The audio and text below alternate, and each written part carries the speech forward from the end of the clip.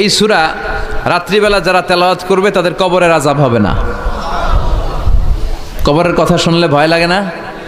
এক চলে যেতে হবে, কেউ থাকতে পারবো না।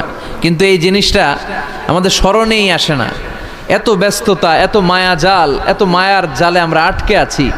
এত ব্যস্ত লাইফ, সকালবেলা অফিস, বিকেলবেলায় অমুক কাজ, তারপরে অমুক কাজ, একটার পর একটা কাজ চলতেই থাকে। এই ব্যস্ততার কারণে আমাদের জীবনটা সুপার বিজি লাইফ আমরা লিড করছি, আমাদের জন্য সময়ই নাই, কিন্তু চলে যেতে হবে।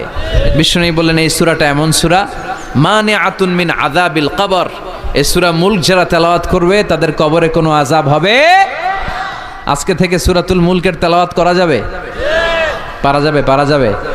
আসেন না নিজেদেরকে একটু পরিবর্তন করি, আসেন না নিজেদের আমলের ঝুলিতে আরো কিছু বাড়াই, নিজেদের আমলগুলোকে সুন্দর করি, নিজেদেরকে আরেকটু পরিচ্ছন্ন করি। প্রতিদিন রাতে সূরাতুল